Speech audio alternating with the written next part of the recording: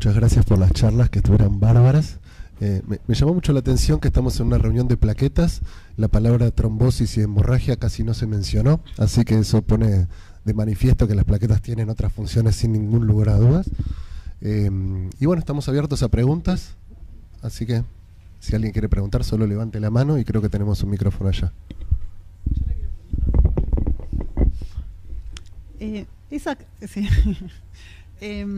Esa función más inmunológica de los megacarocitos, ¿hay algún trabajo que se vea si pueden modular la diferenciación de monocitos a células dendríticas? ¿Y algún perfil particular? Sí. No. No, que yo recuerde de monocitos a dendrítica. No. No, pero es muy buena idea. Es muy buena idea. Antonio, anota. Hay mucho más de plaquetas, quizás, ¿no? Y de cómo las plaquetas pueden, sobre todo, modificar los monocitos dentro del fenotipo de los monocitos, digamos. Tipo 1, tipo 2. Pero de monocito a dendrítica, por los megacariocitos, no. ¿Alguien tiene...? Ah, mierda, dale.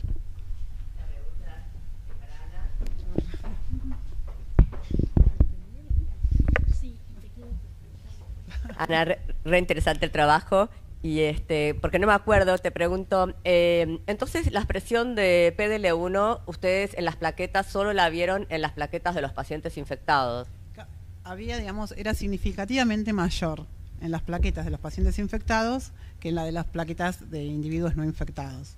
Hay un porcentaje de expresión, pero mucho más bajo. O sea, significativo, y además era un resultado que era totalmente consistente. Siempre lo obteníamos. Y entonces, ese aumento de la expresión, mi pregunta es, ¿dónde está normalmente esa PDL1 en las plaquetas? Es decir, ¿es como la P-selectina? ¿Pudieron ver algo de eso? ¿Está en gránulos y sale? No. ¿Viene sintetizada el megacariocito? No eso no evaluamos nada. No hay. No. Y la otra pregunta es, ¿ustedes en vieron...? Algunos trabajos expresan, digamos, manifiestan que podrían estar en gránulos, pero la verdad nosotros no evaluamos nada. Y en de hecho, hay solo 2 trabajos más que hablan de la expresión de PDL1 en plaquetas y son trabajos medios pobres. Ajá. Entonces no se ahondó mucho en el tema. No, yo creo que es re interesante. Y después me pareció que obviamente ustedes lo vieron en plaquetas que no estaban activadas, o sea, que no exógenamente. Claro, porque nosotros purificamos de sangre entera las plaquetas en presencia de prostaglandina y entonces la idea era inhibir la activación. Ok. O sea, era la activación y no que sabes venía. qué pasa, O sea, si activas las plaquetas. No. Si hay más. No lo hicimos, no. Vos nos habías propuesto. Hicimos ¿sí? un par de ensayos no me acuerdo. y no funcionó.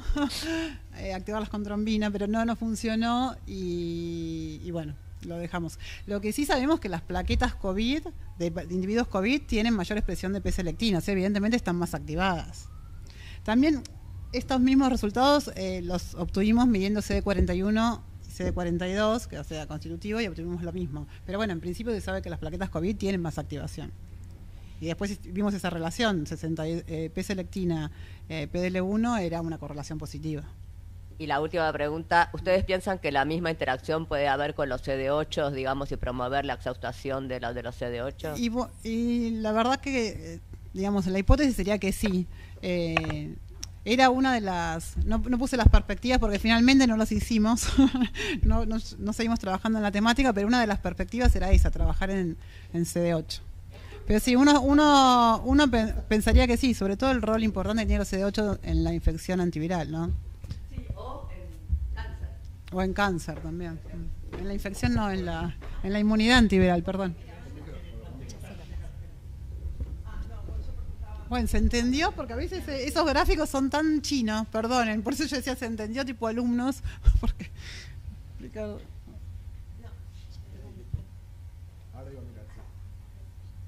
Bueno, yo les agradezco las presentaciones que estuvieron muy buenas las tres. Una pregunta para Paola y otra para Alicia. Acércate más el micrófono. Es que me parece que... Ahí está, sí. Paola, mostraste algo de la producción de plaquetas en el pulmón y decías, o te preguntabas sobre el fenotipo de las plaquetas producidas en el pulmón. Y mencionaste mayor expresión de CD40 ligando, creo. No, esas plaquetas son de vaso. Ah, de vaso. No son de pulmón. De hecho, hay un poco como una discusión, de hecho la tenemos también siempre con Robert. Algunos dicen que hay producción de plaquetas y que esa contribución de plaquetas producidas en el pulmón contribuyen al pool plaquetario. Otros grupos dicen que no. No hay ningún marcador hasta ahora identificado, así como están las plaquetas CD40 ligando del vaso en estas condiciones de sepsis en el ratón. No hay ningún marcador que puedas identificar o que hayan reportado identifique plaquetas originadas en el pulmón. De hecho, que esos megacariocitos inmunes del pulmón sean en realidad también generadores de plaquetas, tampoco está del todo demostrado. O sea, la producción es muy baja y no le encontraron, o por lo menos no describieron ningún marcador específico de esas plaquetas de pulmón. Y además están como descritas dos poblaciones, una población que está a nivel vascular en el pulmón y otra que está a nivel parénquima pulmonar. Exacto. Y teóricamente, o por lo que ellos postulan, los megacariocitos que están en el parénquima serían los que tienen el fenotipo inmune y los que están a nivel de los vasos son los que producen plaquetas. Los que quedan atrapados en los vasos serían los productores de plaquetas, que no necesariamente tendrían el fenotipo inmune.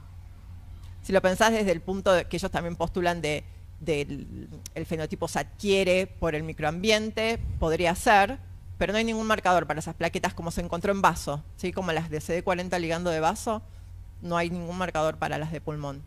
¿Y podría ser que esas plaquetas producidas en el vaso estén más activadas por surgir desde el vaso y no desde la médula? Sí, podría ser. De hecho, bueno, ellos los proponen como plaquetas protectoras, ¿no? Como esa subpoblación son protectoras del cuadro séptico con respecto a las plaquetas originadas en la médula. Sí, podría ser. Y la otra pregunta para Alicia, quizás sea algo irrelevante, ¿no? Pero me preguntaba si el hecho de hacer un estudio de inmunoglobulinas asociadas a plaquetas, sabemos que un resultado negativo no nos dice nada, pero en caso de tener un resultado positivo podría contribuir de algún modo, aunque no ponerle el rótulo, a diferenciar entre PTI y un síndrome mielodisplásico, más allá de todos los estudios, digamos, más específicos. No se usa de rutina, en realidad, pero puede ayudar, al menos por las características, podría contribuir al diagnóstico diferencial.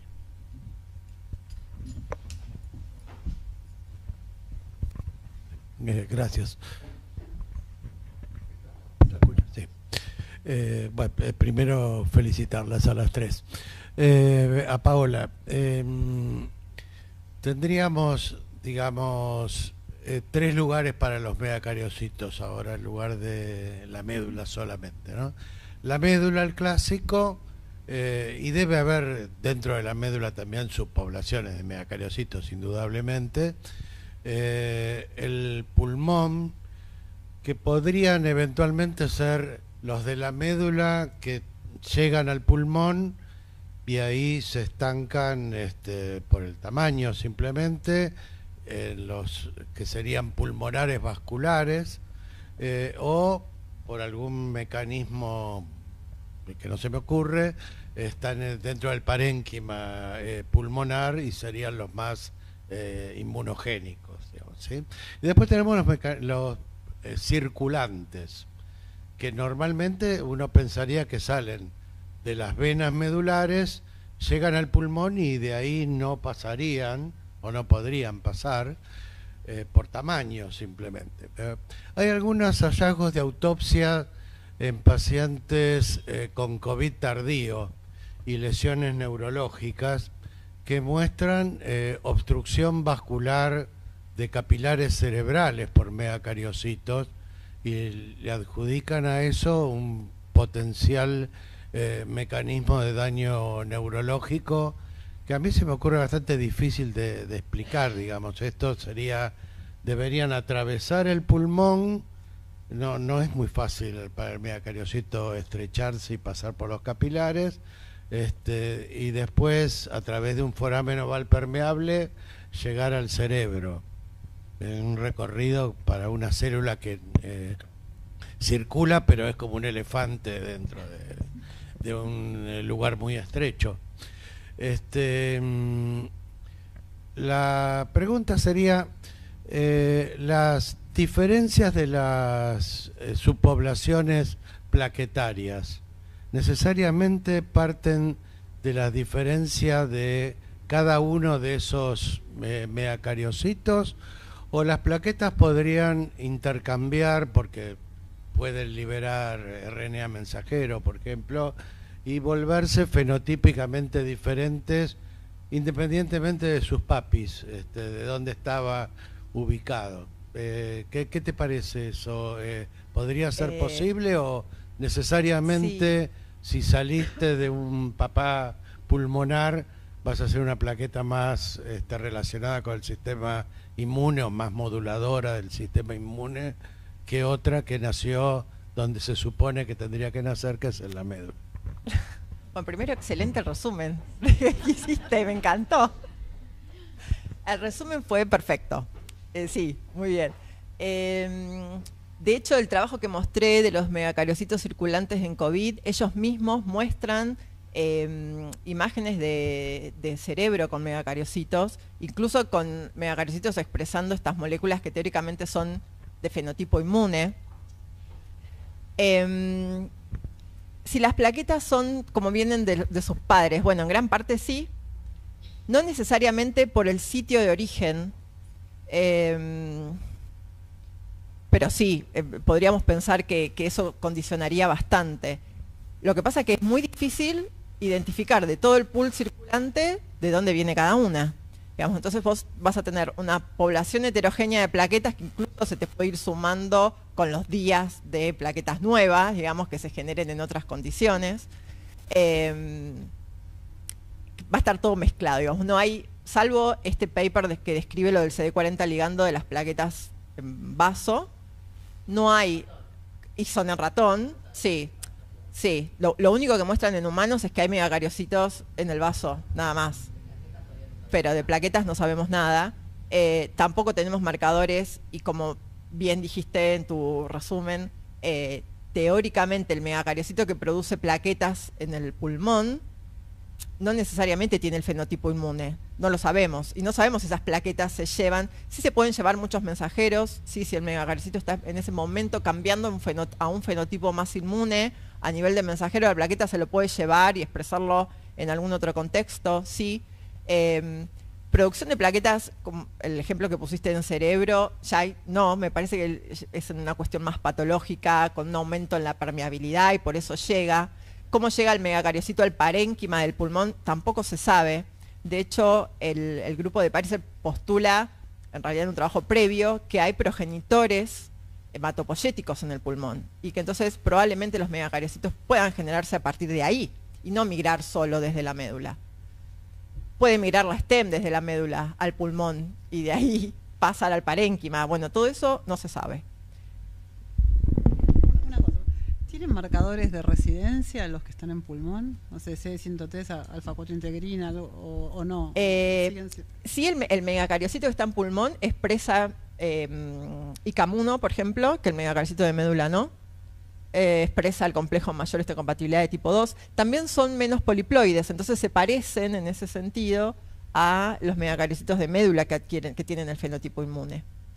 También podemos pensar que un megacariocito menos poliploide es más fácil de migrar que un megacariocito con ploide alta. Así que como marcadores sí, esos están expresados constitutivamente, digamos. En cambio, vos, para que un megacariocito de médula exprese ICAM1, lo tenés que estimular, lo tenés que llevar a ese fenotipo. Me gustaría agregar un par de cosas, algo de esto de lo que planteaba Jorge, de venís de estos padres y vas a hacer de tal manera. Hoy nos presentó un montón de resultados, Ana, hablando de expresión de o marcadores de expresión en las plaquetas, o sea, entiendo que ahí buscaron mensajeros, ¿verdad? O sea que la plaqueta tiene la potestad de poder ella responder a su interacción con el medio, o sea que va a ser difícil que encontremos esa señal que venía de los padres, siendo que ni siquiera núcleo tienen las plaquetas, para saber de dónde vienen. O sea, es un desafío difícil para poder localizarla. Por ejemplo, en el trabajo de COVID, ellos dicen, las plaquetas que tienen el virus se lo traen del megacariocito, no lo adquieren de la circulación.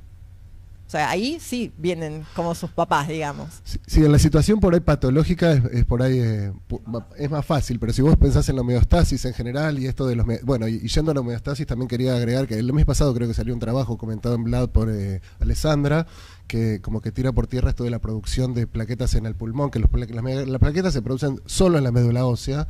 Entonces es un tema que todavía lo estamos descubriendo, claro, procesando. Hay como mucha información nueva y no sé, todavía hay más preguntas que respuestas, me parece. Sí, y tenemos preguntas de internet, del YouTube. Sí. El micrófono, espera el micrófono, así te escuchan todos. Bien. Sí, dice Rosana, el intercambio de vesículas entre... Sí, tal cual también. Acá preguntan... Esté mal de los ojos, así que téngame paciencia, perdón. ¿Cuáles son las características anatomopatológicas que más se asocian en el síndrome mielodisplásico con la presentación de trombocitopenia aislada? ¿Hay alguna relación con el síndrome mielodisplásico hipoplásico? Es para vos. Las dos, lo que uno va a buscar en las alteraciones morfológicas en la médula ósea son las características de los micromegacariocitos o megacariocitos enanos, ¿sí? Eso es dentro de los muy característicos. Y la hipoplásica tiene una disminución global y la citopenia es lo que más prevalece sobre la displasia. En el diagnóstico diferencial entre una hipoplásica, una médula ósea hipoplásica y una médula ósea con trombocitopenia aislada. Una en general, la médula ósea es una médula ósea rica por la eritropoyesis ineficaz que se produce, mientras que la hipoplásica es severamente hipoplásica. Siguiendo con las preguntas del auditorio de YouTube, hay una que dice, ¿cuál es el rol en la práctica diaria del NGS para el diagnóstico diferencial? Me parece que también es para Liz. Sí. No está estandarizado la utilización de NGS. Esto se mencionó porque la clasificación HUL le da entidad propia a algunas alteraciones y que de hecho se diagnostican con NGS. Pero hoy por hoy no es un método que esté estandarizado y también tiene un altísimo costo y el que lo puede hacer obviamente que sí, pero no hay un estándar para esto. Yo quiero hacer una pregunta a Paula Heller, que no estuvo acá, pero a raíz del NGS, ustedes están haciendo NGS en la NARI. Quería saber si podés aportar algo más a lo que ella dijo. Sí, nosotros estamos haciendo, ¿se escucha? Estamos haciendo NGS dirigido nada más que a los trastornos plaquetarios hereditarios, no a las mielodisplasias ni a las alteraciones clonales. Lo que tal vez es importante tener en cuenta es que en individuos de edad avanzada, encontrar alteraciones clonales como puede ser de significado incierto y no siempre es un diagnóstico de mielodisplasia, ¿no? ¿Y vieron alguna trombocitopenia de esas que se transforman en leucemia después? Sí, tenemos un grupo de trombocitopenias por mutación del RUNX1 que tienen predisposición leucémica y dentro de la casuística hay algunas que tienen esas variantes. Sí. Ok. La pregunta para Ana, iba un poco a lo que te preguntaba Mirta también.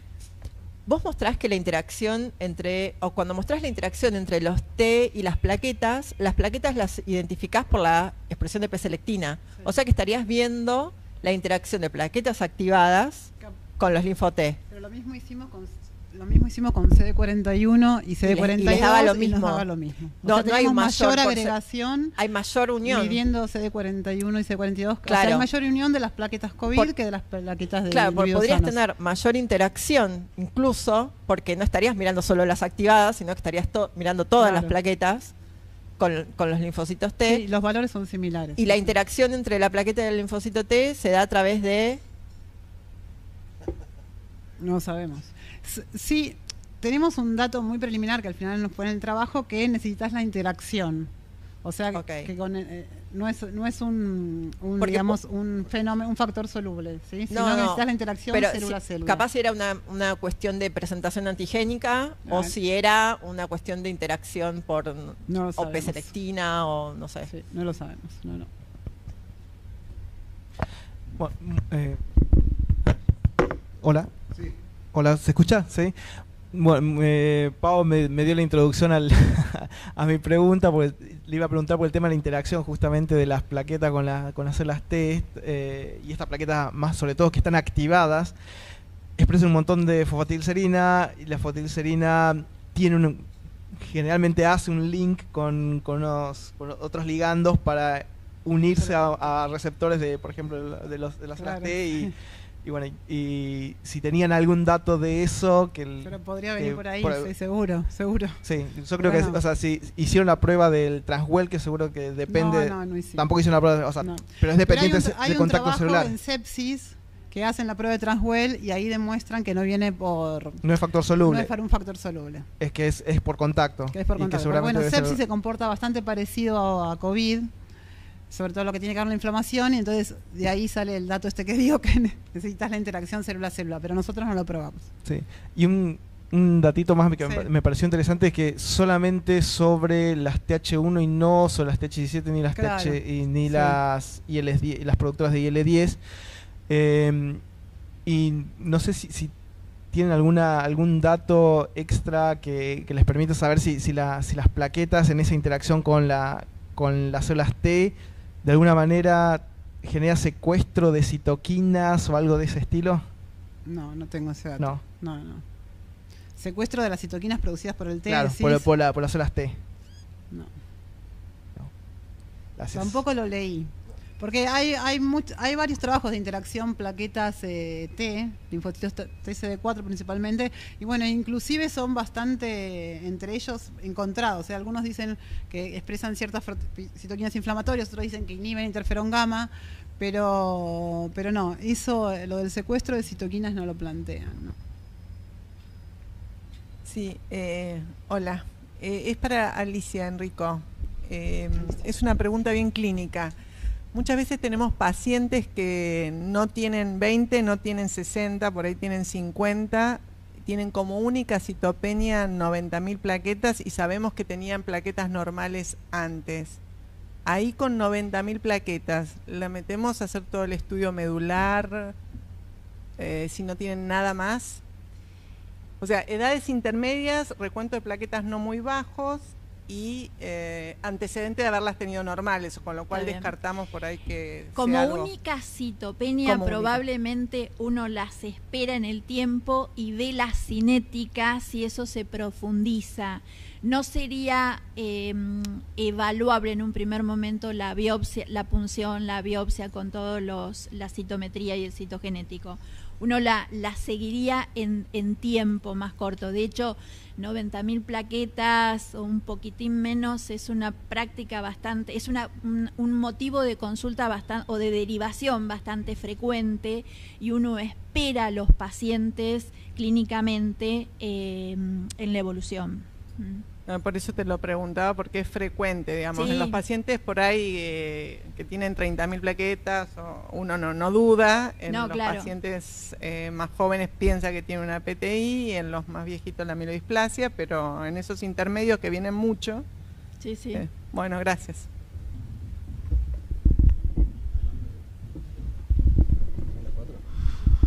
Son menos 5, tenemos tiempo de una preguntita más que yo tenía, o a menos que alguien tenga alguna pregunta ahí. No. Bueno, no le quería preguntar a Pau, me llamó. Hay una en YouTube. Por favor, sí. Gracias. Dice, ¿el estudio de sobrevida plaquetaria ayudaría al diagnóstico diferencial entre PTI y síndrome mielodisplásico? En un tiempo se utilizó la sobrevida plaquetaria, pero no marcaría, o por lo menos en el algoritmo de diagnóstico para mielodisplasia, no está incluido.